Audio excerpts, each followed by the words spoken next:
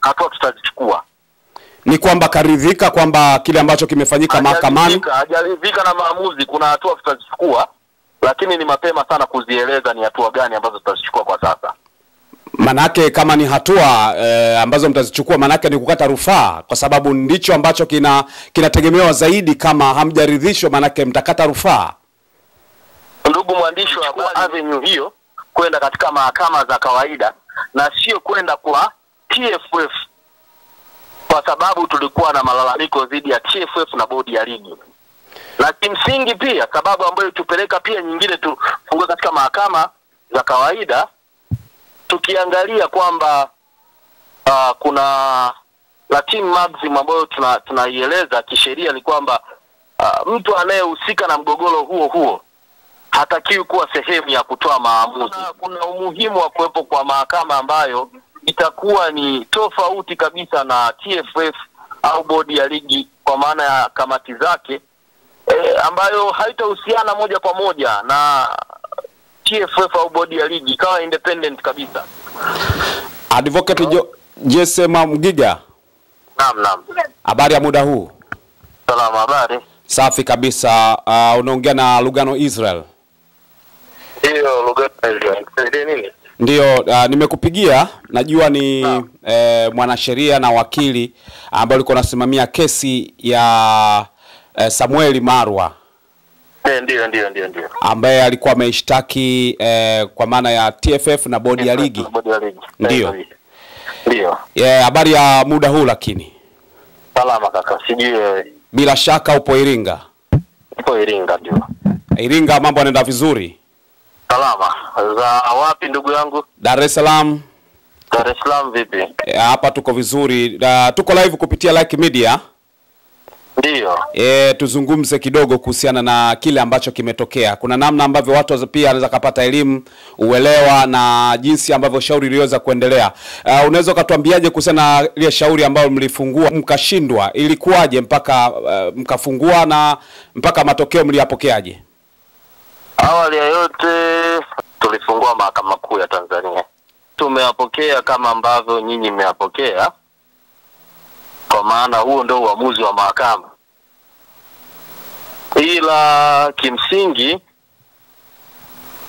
ukijaribu kuipitia katiba ya TFF, ndio bado napata ukakasi juu ya lugha ambayo imetumika pale, kwa maana haimuhusu moja kwa moja mtu au mdau wa soka ambaye si sehemu ya TFF. Yaani kwa maana haimzuii mdau yoyote wa mpira wa mguu ambaye sio familia ya mpira, ambaye si no. Ukisoma ile ibara ya 66 ndio inazungumzia watu ambao wako ndani ya TFF. Okay. Kwa maana ya vilabu wameainishwa pale. Vyama vya mikoa. Ndio.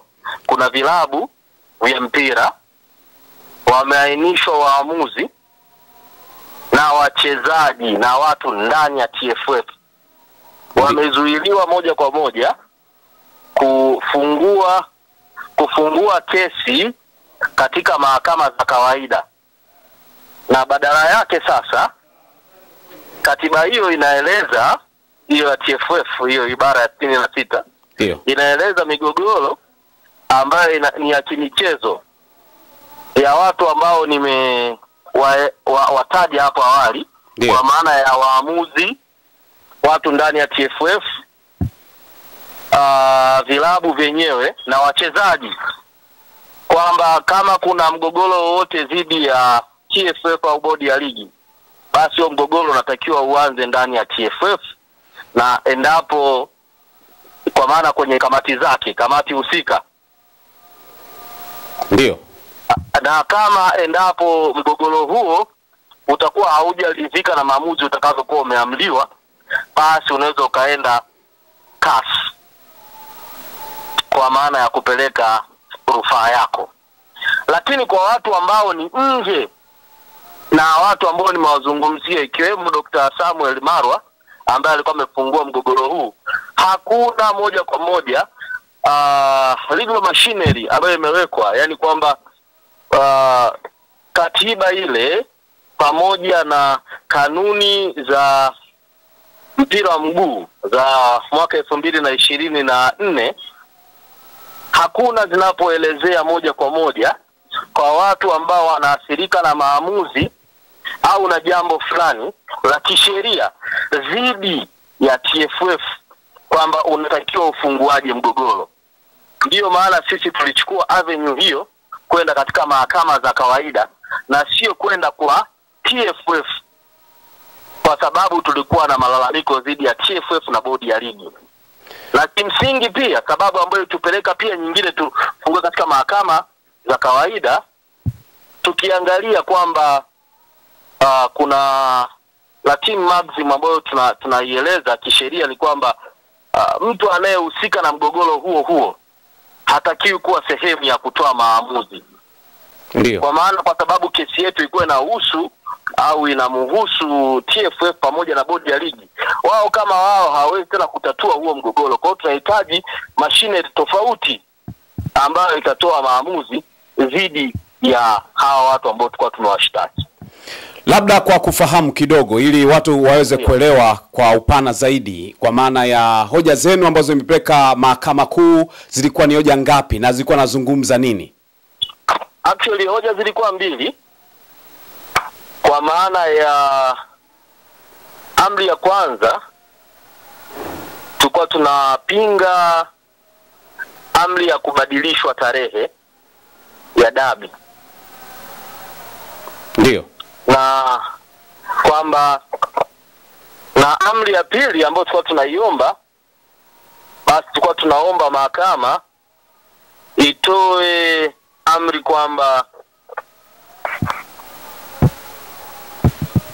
Young Africans waweze kupewa pointi 3 kwa sababu taratibu zote za kuchezwa kwa mchezo ule zilifuatwa. Ndio. Kwa hiyo ndi hicho ambacho mlihisi kwamba mngeweza kuingia mahakamani na mkaibuka na ushindi kutokana na hoja hizo. Sahihi kabisa. Na mteja wako wakati anakuja kuleta hizo hoja, hukumshauri kwamba hayo mambo pengine yalikuwa hayamuhusu yeye moja kwa moja, kwa sababu kama angesema kama alikuwa na pengine alitumia gharama zake kwenda mpaka uwanjani, imemkosti pengine hasara za muda na hivi, pengine ingekuwa na maana. Hata hilo kumshauri au alikuwa ameshikilia msimamo wake? Kumshauri nilimshauri ambavyo inavyotakiwa, lakini pia namna ambavyo kesi tulifungua ndio ni kwamba kama ambavyo nilitangulia kueleza, alikuwa na uwezo wa kufungua shauri hilo. Hakuna machinery, legal machinery ambayo imewekwa kwa mtu ambaye ameathirika na maamuzi yake, kwa sababu kwenye maombi yetu ukisoma, huyu muombaji ambaye Dr. Samuel Marwa anaeleza vizuri kwamba yeye ni muombaji kwa maana ni shabiki wa klabu ambayo nimeitaja hapo, Yanga, kwa maana ya Yanga. Ndio. Na kwa sababu yeye ni shabiki, kwamba ameathirika na maamuzi ambayo amefanywa na bodi ya ligi pamoja na TFF ya kuzuia dabi ile isichezwe, na badala yake sasa ikapangiwa tarehe nyingine, ili hali taratibu zote zilifuatwa kwa maana mchezo kuchezwa, na hapakuwa na sababu ambayo ilipelekea ya moja kwa moja kwamba mchezo ule basi uweze kuahirishwa, kwa sababu ukisoma kanuni zinaeleza ni kwa namna gani mchezo unaweza ukaahirishwa. Ila ukiangalia namna mazingira ambapo yametokea mpaka mchezo umeahirishwa, hayana sifa, yani zile sifa za kuahirisha hazifiti.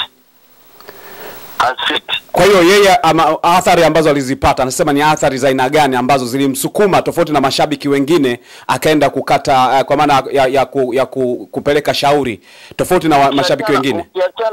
Ukiachana na kwamba aliathirika kifedha, ndio, ambayo ni jambo jingine. Pia aliathirika kama ni shabiki wa Yanga kwa maana ya kuahirishwa mchezo ule pasina kufuata utaratibu, na kwa msingi huu akawa anaomba kwamba sasa akiwa kama shabiki kwamba wana haki aweze kupewa, au klabu yake aweze kupewa pointi 3.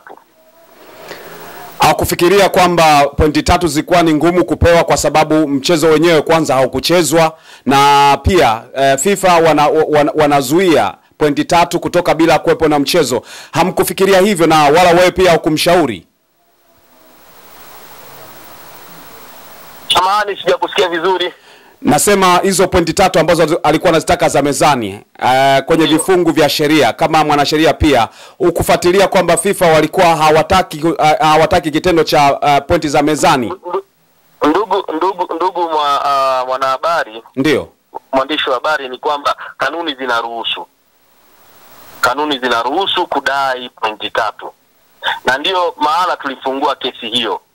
Haya yote tulikwisha kuyaangalia, japokuwa maamuzi hayajawa upande wetu, lakini haya yote tuliangalia na tukaona kwamba tunayo haki ya kufungua kesi hiyo. Na pengine wanasema wanasheria mnapopeleka mashauri mahakamani huwa mara nyingi mnakuwa na vifungu ambavyo vinasapoti jambo fulani vya kisheria. Kuna vifungu ambavyo viweka ambavyo vilikuwa na support hilo, na ukajihakikishia kabisa kwamba mkenda mahakamani mtaenda kushinda? Ndio, nimezungumzia kuhusiana na ibara ya 66. Ukisoma kanuni ya kanuni ile ya 25, kanuni ndogo ya 4 nafikiri, zinaelezea bayana kwamba ni nani anaweza akafungua kesi ya namna ambayo tumeifungua dhidi ya TFF. Sasa kama hizo kawaida. Kushindwa kwenu pengine kumewapa somo gani? Kwa sababu mawakili mara nyingi wanahitajika kuwa na sehemu ya kuwasaidia sana wateja wao. Wateja wengi ambao wanakuja mezani kwa mawakili wanakuwa hawajui sheria, wanategemea pia wakili muwape picha na uhalisia wa kwenda kuikabili kesi. Binafsi uliona kama unaenda kushinda hiyo kesi? Ndio. Na sasa kutokana na kushindwa huko mmejifunza nini pengine? Maamuzi ya mahakama yanapotoka huwa tunatakiwa tuyaheshimu, na kutokana na muongozo ambao umetolewa katika maamuzi hayo, basi ambacho tumejifunza ni kwamba hata supporters